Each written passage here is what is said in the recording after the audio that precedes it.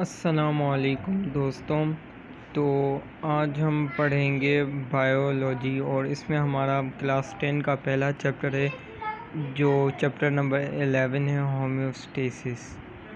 तो आज हम ये चैप्टर पढ़ेंगे और पहला जो क्वेश्चन है जिसे हम एसएलओ भी कहते हैं वो हमसे पूछ रहा है कि recognise the importance of homeostasis and discuss the negative feedback mechanism. तो पहला जो कह रहा है कि इम्पोर्टेंस क्या है होम्योस्टेसिस की, तो आइए इसको हम पढ़ते हैं। होम्योस्टेसिस द एबिलिटी और tendency to maintain internal stability in organism to compensate for environmental changes.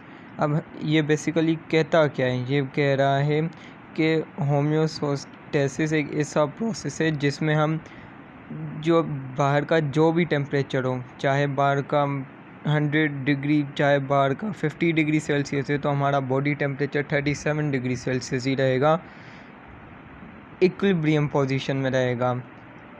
जो हमारी बॉडी को मेंटेन टेम्परेचर चाहिए होगा उतना ही होगा। अब इसकी इम्पोर्टेंस क्या है? In human body chemicals like oxygen, carbon dioxide and digested food enter and exit cells using the concept called diffusion and osmosis. Diffusion से कहते हैं जो हायर कंसनट्रेशन से लोअर कंसनट्रेशन से हायर कंसनट्रेशन की तरफ जाता है, गैसेस होती हैं।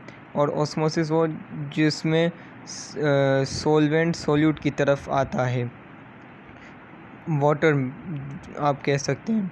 For this process to function properly, homeostasis helps our body to keep both water and salt balance level। ये मैंने आपको एग्जांपल दे दी पहले।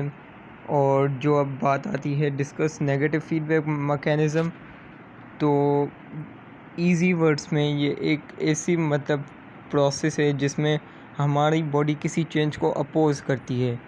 जैसे बाहर का भी मैंने आपको बताया एनवायरनमेंट का टेम्परेचर 50 डिग्री सेल्सियस है, तो हमारी बॉडी उस टेम्परेचर को अपोज़ करेगी, यानी 50 डिग्री सेल्सियस हमारी बॉडी नहीं बनने देगी। हमारे बॉडी के टेम्परेचर को वो 37 डिग्री सेल्सियस मेंटेन करेगी, कुछ प्रोसेसेस और हार्मोन्स की मदद से, जो हम आगे पढ़ेंगे।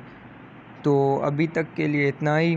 उम्मीद है कि आपको समझ आया होगा, और अगर किसी और कॉन्सेप्ट के ऊपर आपको वीडियो बनवानी है तो आप कमेंट बॉक्स में कमेंट कर सकते हैं। Thank you.